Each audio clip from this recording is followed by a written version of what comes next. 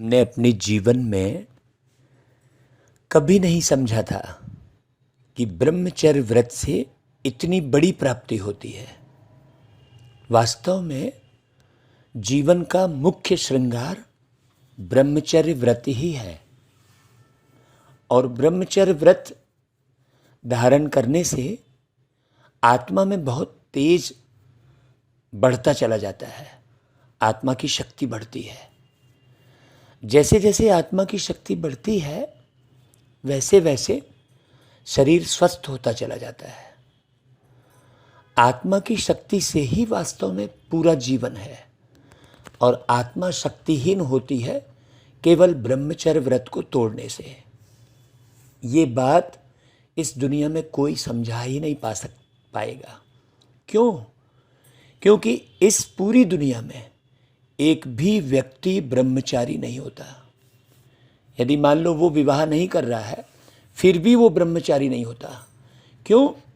क्योंकि उसकी दैहिक दृष्टि तो रहती ही है, चाहे पुरुष की नारी के प्रति या नारी की पुरुष के प्रति।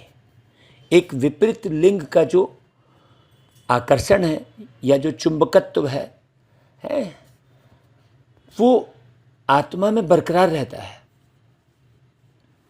ये जो पूर्ण पवित्रता है ये केवल परमात्मा में है और वो भी निराकार पारलौकिक पिता परमात्मा शिव बाबा।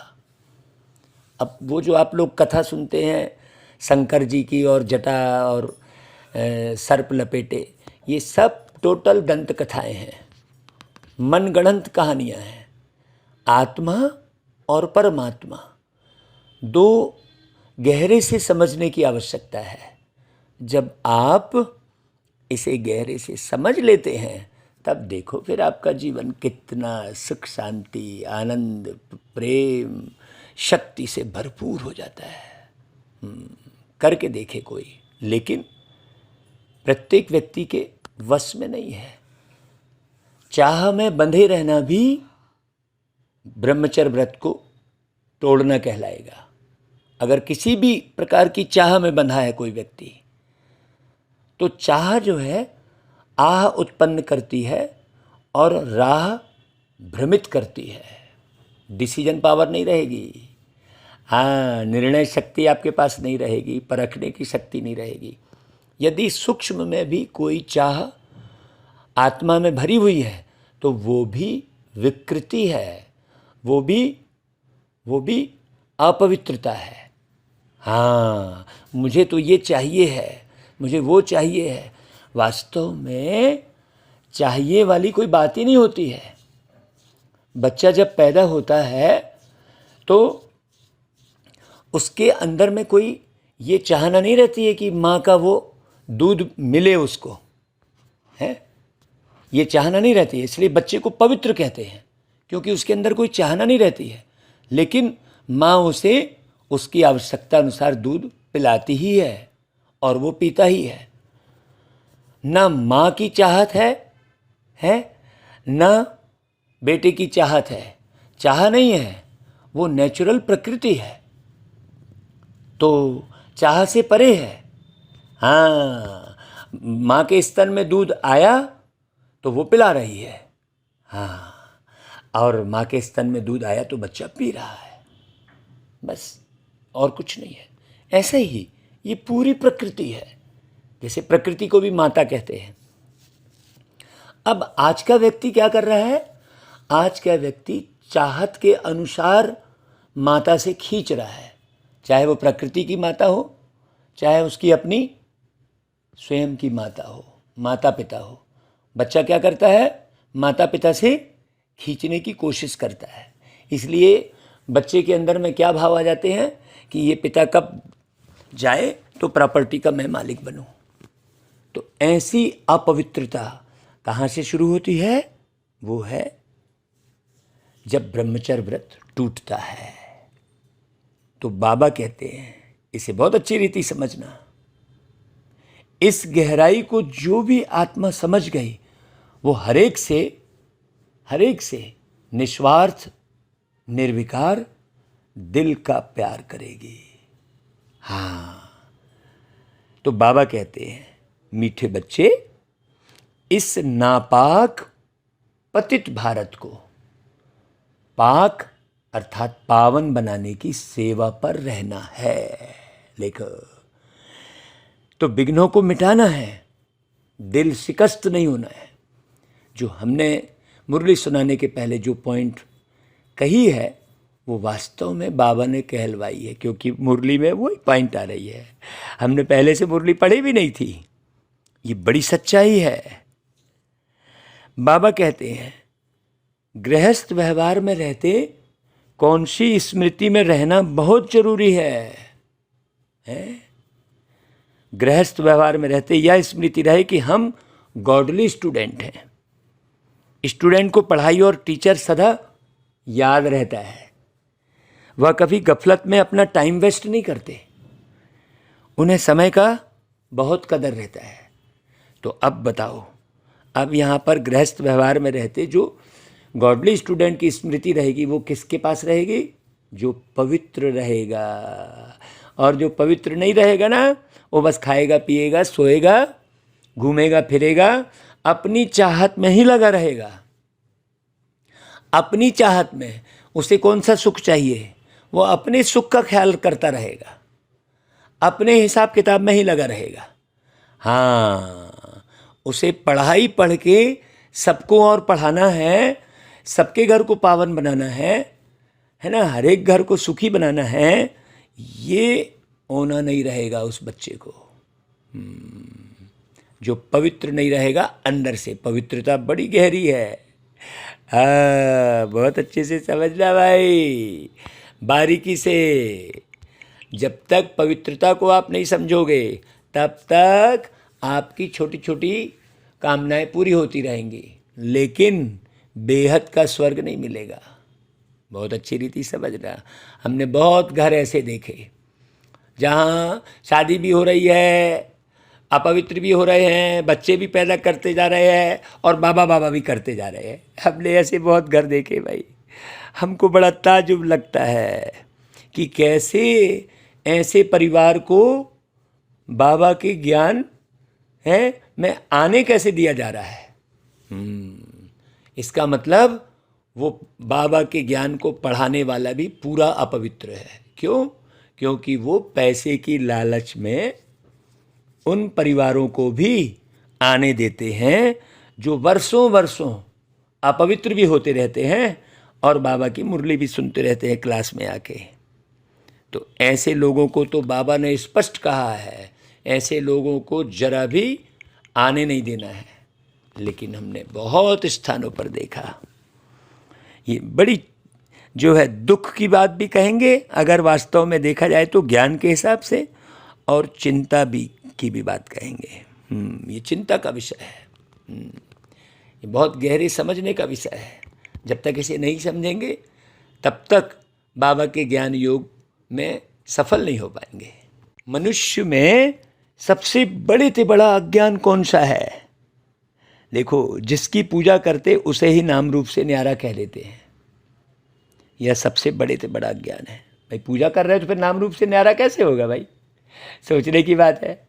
बोले भगवान नाम रूप से न्यारा है, पुकारते हैं, मंदिर बनाकर पूछते हैं, तो भला वह नाम रूप से न्यारा कैसे हो सकता है?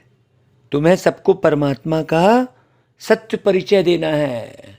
हाँ, कि भाई वो पवित्र है, वो विषय विकार से न्यारा है कहेंगे, लेकिन नाम रूप से न्यारा कैसे कहेंगे? हैं? नाम और रूप तो होगा ना भाई। बचपन के दिन भुला न देना, आज हंसे कल रुला न देना। ओ बचपन के दिन भुला न देना। ओम शांति। यह बेहद के बाप ने बच्चों को शिक्षा दी अथवा सावधान किया कि भाई जबकि राम के बने हो तो इस बचपन अथवा ईश्वरी बचपन को भुला नहीं देना।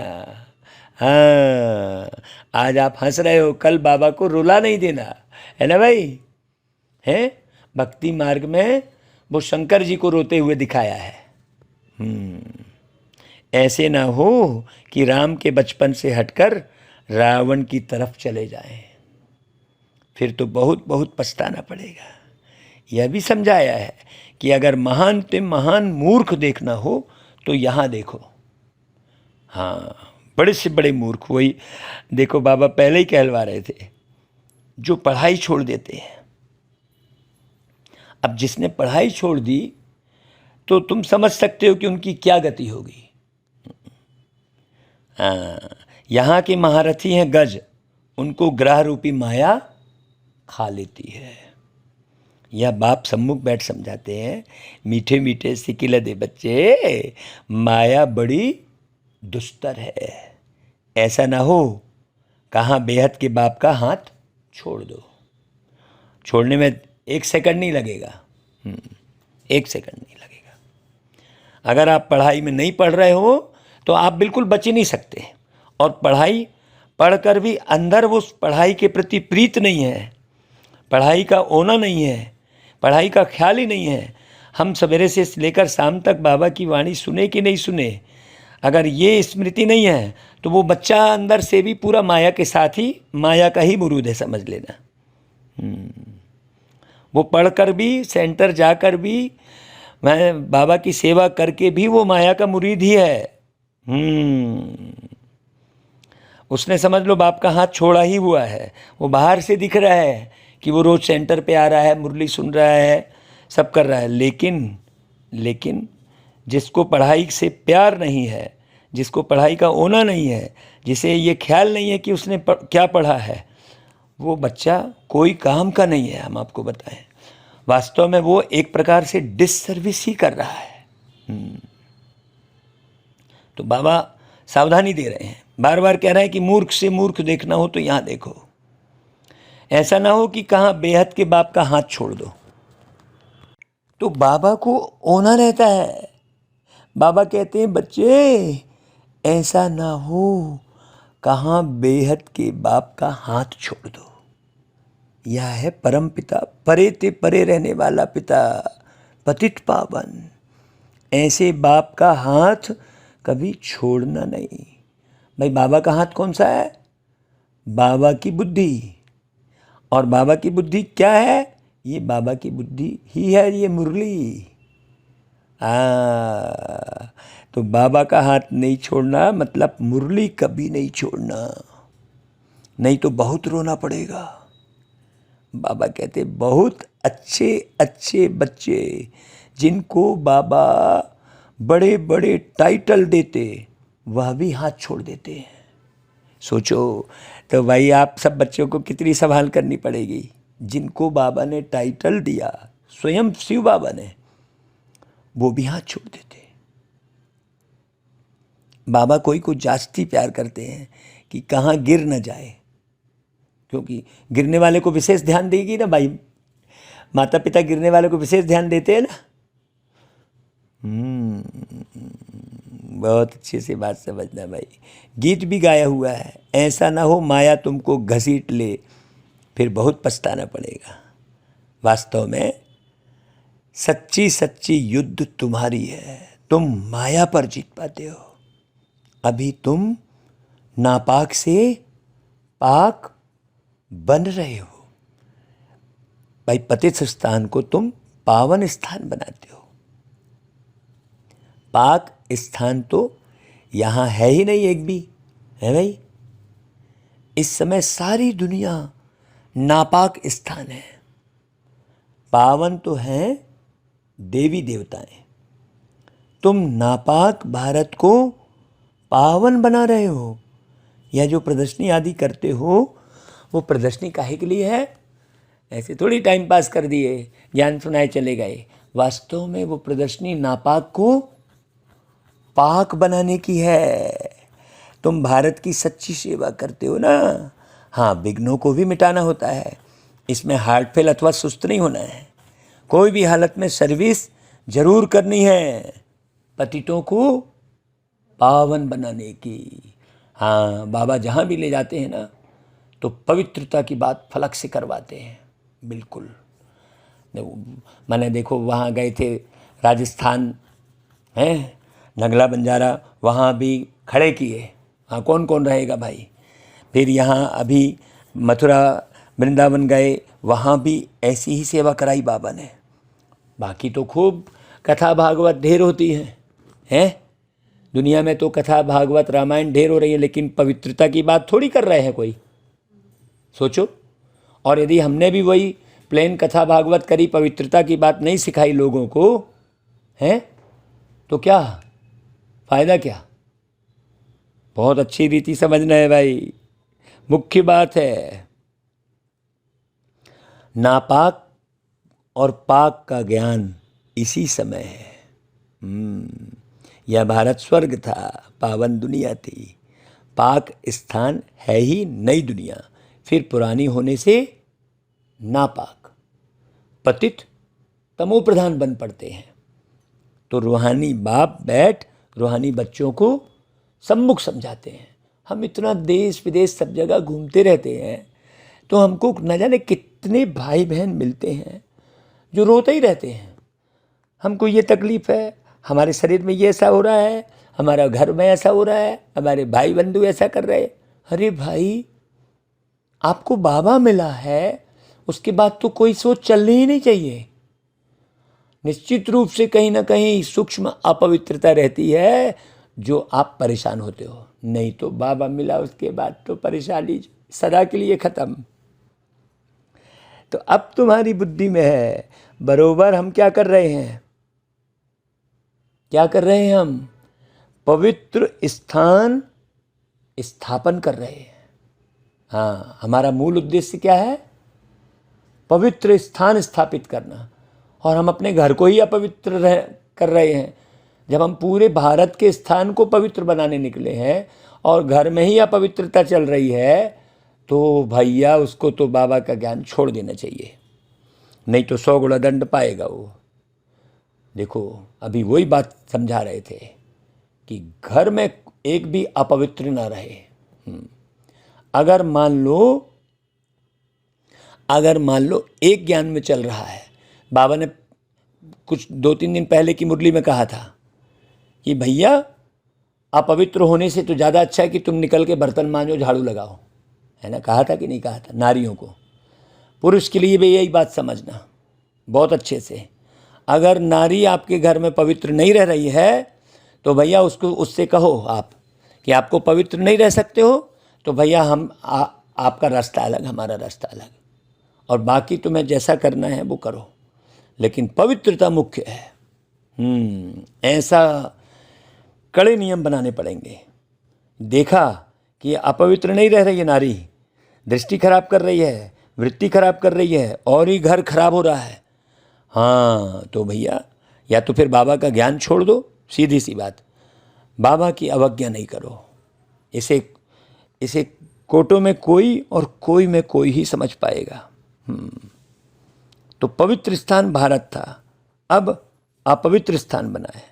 मकान नया है फिर पुराना जरूर बनेगा, यह समझ नई दुनिया में नहीं रहती।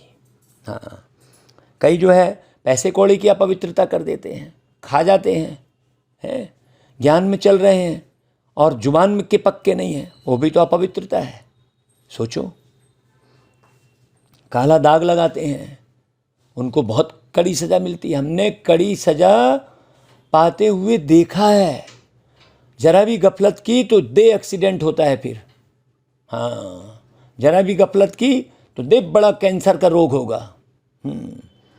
तुम्हें रोग, शोक, भोग सब भोगना पड़ेगा यदि गफलत जरा भी की किसी ने भी, चाहे पैसे की लेन देन की, चाहे दृष्टि के लेन देन की, चाहे वृत्ति की।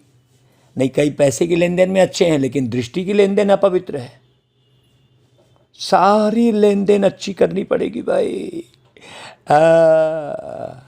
तो अभी तुम बच्चों को समझ मिली है, भल लाखों वर्ष कहते, आखिर पुराना तो होगा ना भाई। चाहे लाखों वर्ष कह दो, चाहे 5000 साल कह दो, पुराना तो होगा ना। पुराना नाम ही कलयुग का है। नव युग और पुराने युग को सिर्फ तुम जानते हो। अभी नव युग आ रहा है, हम फिर से यह नॉलेज बाप द्वारा ले रहे हैं, पवित्र बन स्वराज्य पाने के लिए। देखो, स्टूडेंट कभी पढ़ाई और टीचर को भूल सकते हैं क्या? हैं, बताओ, स्टूडेंट कभी पढ़ाई और टीचर को भूल सकते हैं क्या?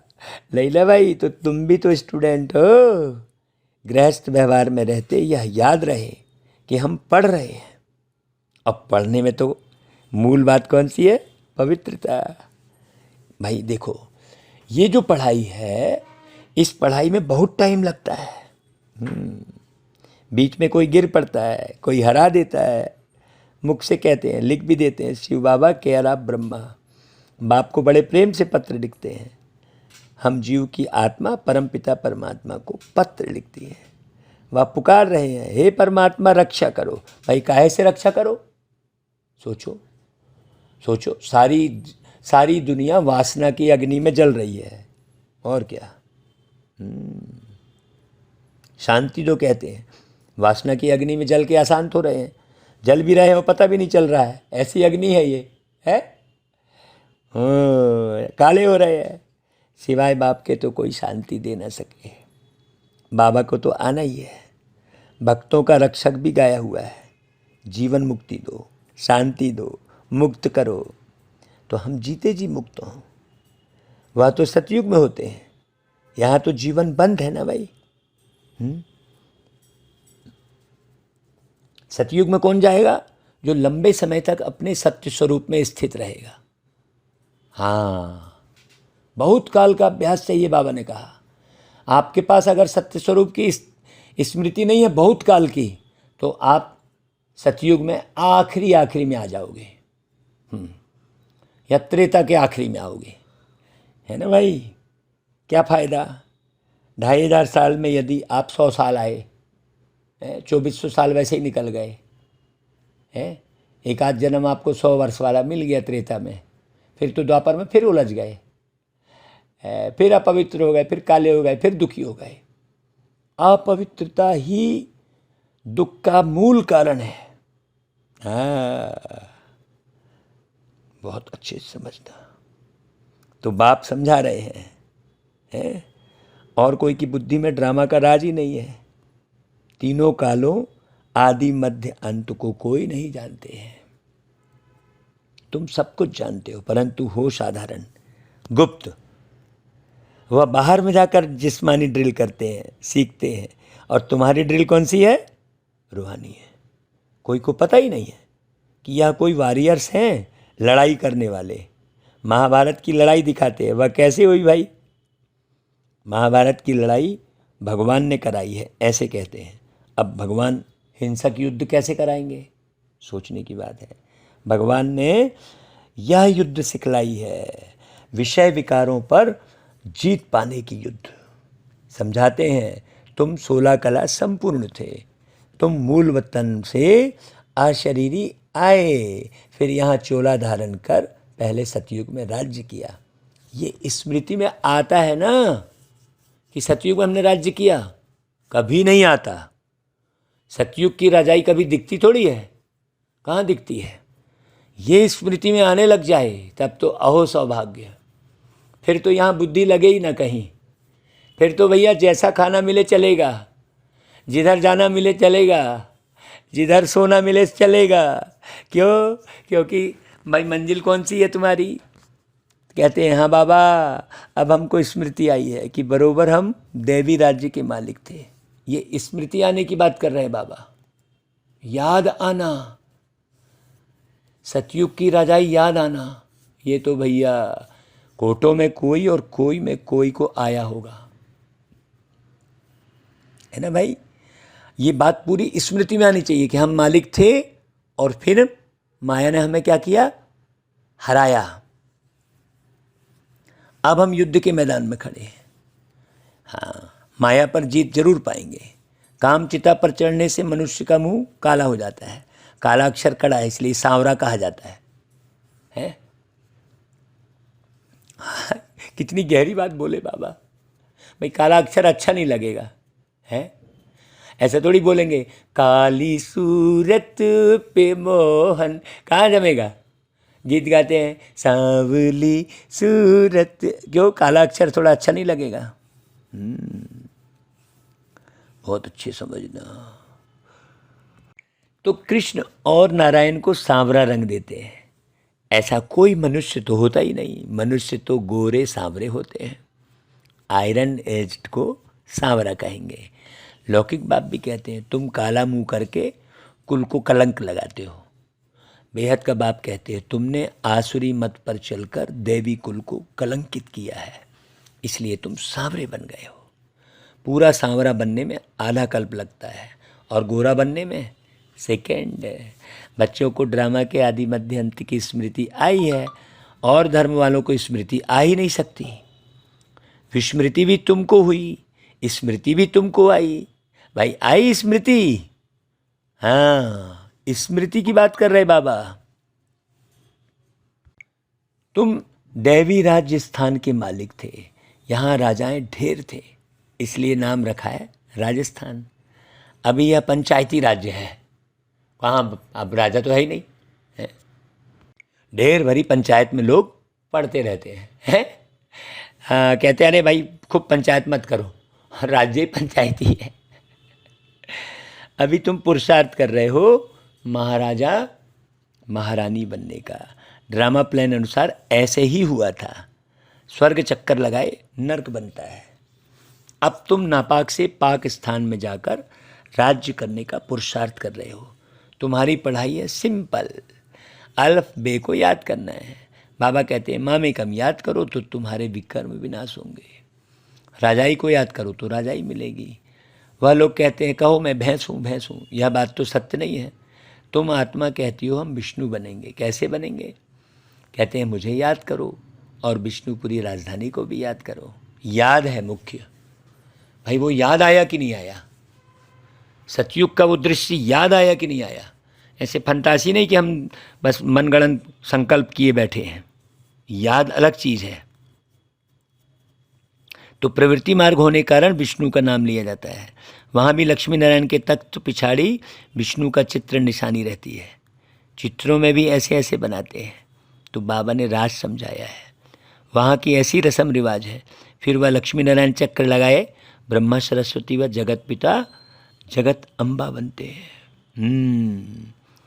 ब्रह्मा को कहते हैं ग्रेट ग्रेट ग्रैंडफादर और शिव को फादर कहेंगे। सभी आत्माएं ब्रदर्स है। ग्रेट ग्रेट ग्रैंडफादर मनुष्य बनते हैं।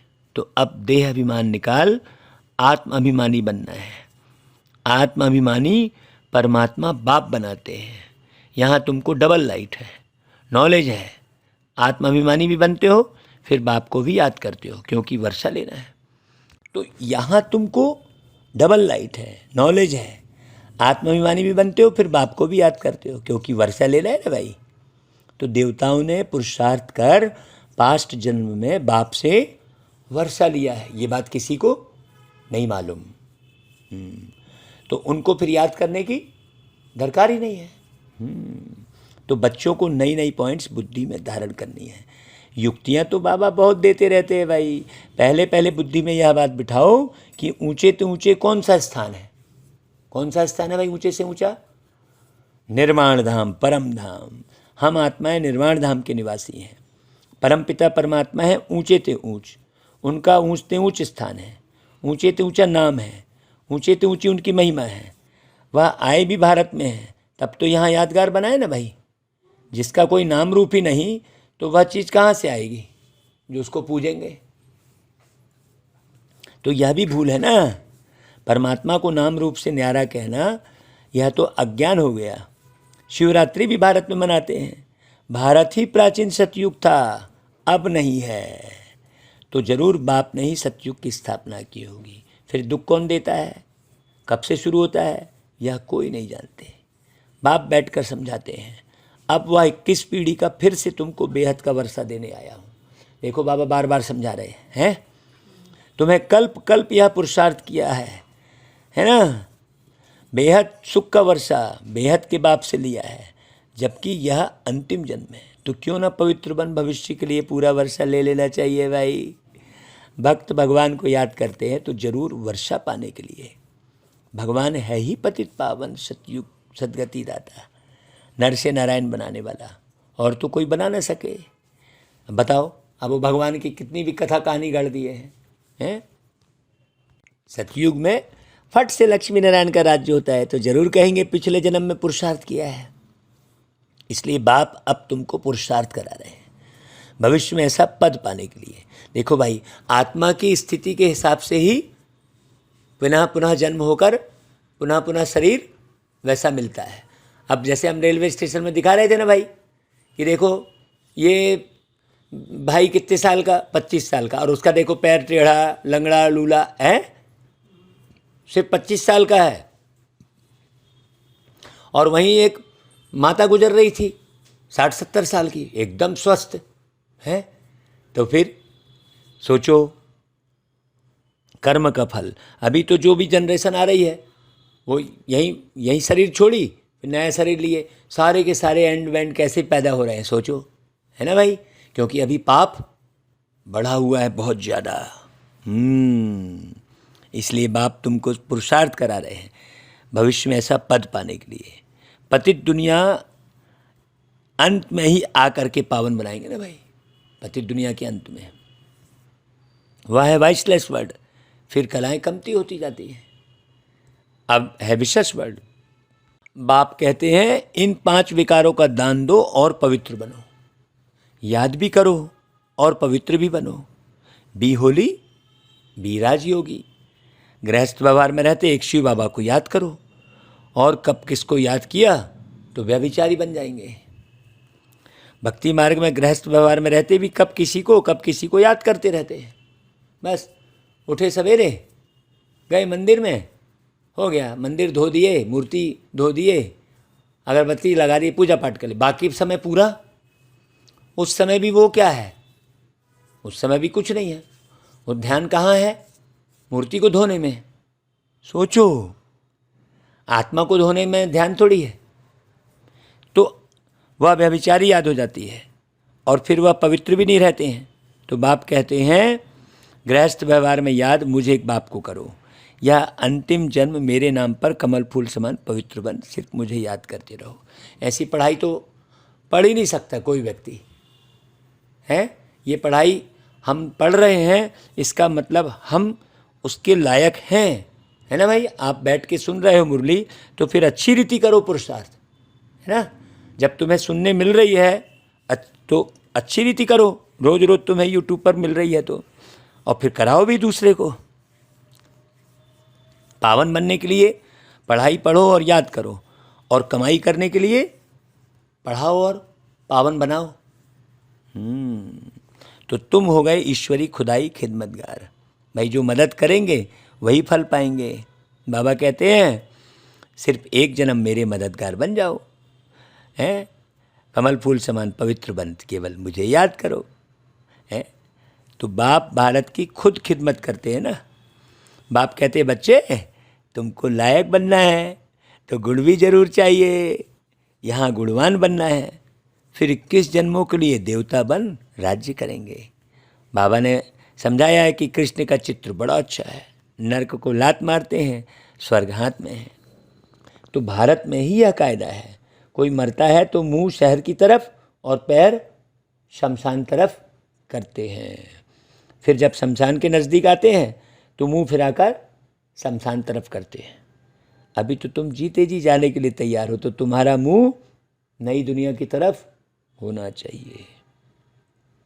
सुखधाम जाना है वाया शांति धाम। यह सब है बेहद की बात। पुरानी दुनिया को लात मार रहे हो, नई दुनिया में जा रहे हो। वो गीत बनाया ना लोगों ने कि दुनिया को लात मारो है, दुनिया सलाम करे, ऐसा करके गीत है ना भाई। तो नई दुनिया में जा रहे हो, इसलिए दुख धाम को भूलना पड़ता है, सुख धाम और शांति धाम को याद करना है। अब तुम दुख ही दुख को याद करते बैठे हो, दुख धाम में भले तुम रहे पड़े हो, परंतु याद उनको करो। अव्यभिचारी योग चाहिए, एक बाप दूसरा ना कोई। समझानी तो बहुत सहज अच्छी मिलती है। अर्जुन बहुत शास्त्र पढ़ा हुआ था तो उनको कहा यह सब भूल जाओ और पढ़ाने वालों को भी भूल जाओ। बाप भी ऐसे कहते हैं, अभी जो कुछ सुना है सब भूलो, हम तुमको सभी शास्त्रों का सार समझाते हैं, सचखंड का मालिक बनाते हैं। ये बात हर एक को समझ में बड़ी मुश्किल आएगी भाई। वह तुमको झूठ खंड का मालिक बनाते हैं। बाप कहते हैं अब जज करो कि हम राइट हैं या वह तुम्हारे चाचे मामे व शास्त्रवादी राइट है। मिलान कर लो भाई। वह लड़ाई है हद की और तुम्हारी है बेहद की, जिससे तुम बेहद की रजाई लेते हो। बाप कहते हैं यह विकार आप दान में दे दो। अभी पुरुषार्थ नहीं करेंगे तो बहुत बहुत पछताएंगे, इसलिए गफलत छोड़ो, सर्विस में लग जाओ, कल्याणकारी बनो। इस कलयुग में महान दुख है। अब तो अर्जुन बहुत दुख के पहाड़ गिरने वाले हैं, फिर सतयुग में सोने के पहाड़ खड़े हो जाएंगे। अच्छा भाई, बाबा फिर याद प्यार देते हैं, मीठे मीठे सिकिलरे बच्चों प्रति माता पिता बाप दादा का याद प्यार और गुड मॉर्निंग। रूहानी बाप की रूहानी बच्चों को नमस्ते, और हम रूहानी बच्चों की रूहानी माता पिता बाप दादा को याद प्यार गुड मॉर्निंग और नमस्ते। अच्छा भाई, धारणा के लिए सार। अलफ और बे को याद करने की सिंपल पढ़ाई पढ़नी और पढ़ानी है। अब बेचारी याद में रहना है, इस झूठ खंड को बुद्धि से भूल जाना है। दूसरी पॉइंट, खुदाई खिदमतगार बन भारत को नापाक से पाक बनाने की सेवा करनी है। बाप का पूरा पूरा मददगार बनना है। हर घड़ी को अंतिम घड़ी समझ सदा एवर रेडी रहने वाले तीव्र पुरुषार्थी भव। ये हो गया बाबा का वरदान। जो बच्चे तीव्र पुरुषार्थी हैं वह हर घड़ी को अंतिम घड़ी समझकर एवर रेडी रहते हैं। भाई कौन सी घड़ी? ये बेहद की घड़ी है। अंतिम घड़ी का कितना अच्छा अर्थ बताए थे, सोचो। हेलो भाई, हैं लोग और कुछ का कुछ समझेंगे। बेहद की घड़ी में तो अंतिम घड़ी में ही बैठे हैं ना अपन। कब क्या हो जाए किसको खबर, कब क्या हो जाए किसको खबर, जाना किधर झूम कर। ऐसा कहते हैं ना, ये जिंदगी एक लंबा सफ़र, पल भर के है हम सफ़र। है ना भाई, एक रात के मेहमा सब यहाँ, कल हम कहाँ तुम कहाँ। है ना भाई, दुनिया वाले कहाँ होंगे और हम कहाँ होंगे? हम सतयुग में होंगे और दुनिया वाले ऊपर जाके लटक जाएंगे। तो एवर रेडी रहो। हाँ, जो भी अंतिम घड़ी समझ कर रहेंगे वो एवर रेडी रहते हैं। ऐसा नहीं सोचते कि अभी तो विनाश होने में कुछ टाइम लगेगा फिर तैयार हो जाएंगे। उस अंतिम घड़ी को देखने के बजाय यही सोचो कि अपनी अंतिम घड़ी का कोई भरोसा नहीं है। इन सांसों का क्या है भरोसा, जाने कब ये साथ छोड़ दे। अरे भाई, तो यही सोचो। हाँ, अंतिम घड़ी का कोई भरोसा नहीं, इसलिए एवर रेडी। अपनी स्थिति सदा उपराम रहे, सबसे न्यारे और बाप के प्यारे। दुनिया में भी कहते हैं ना, फला व्यक्ति भगवान को प्यारा हो गया। कब? जब शरीर छोड़ा। तो नष्टो मुआ, सदा निर्मोही और सदा निर्विकल्प, निर्व्यर्थ, व्यर्थ भी ना हो, तब कहेंगे एवर रेडी। अब दुनिया भर का व्यर्थ चल रहा है, ये ऐसी वो वैसी, वही चर्चा में लगे हो, मशगूल हो, नहीं। अच्छा भाई, स्लोगन, नाजुक समय पर पास विद आनर बनना है तो एडजस्ट होने की शक्ति को बढ़ाओ। हाँ, ऐसा मैंने यहाँ भी ठीक नहीं वहाँ भी ठीक नहीं, फिर आखिर तुम जाओगे कहाँ? है ये भी ठीक नहीं वो भी ठीक नहीं, तो फिर मिलोगे किससे? है ना भाई, किससे साथ निभाओगे? कब हर एक में कुछ ना कुछ कमी तो रहेगी, तुम ढूंढते रह जाओगे। हाँ देखो ना, अभी ठीक है, हाँ ये ठीक है, अब ठीक है, अब ठीक है कहते कहते पूरी ज़िंदगी ठीक हो ही नहीं पाती। इसलिए हर हाल में एडजस्ट करने की शक्ति को बढ़ाओ। है ना भाई? अच्छा भाई, ओम शांति।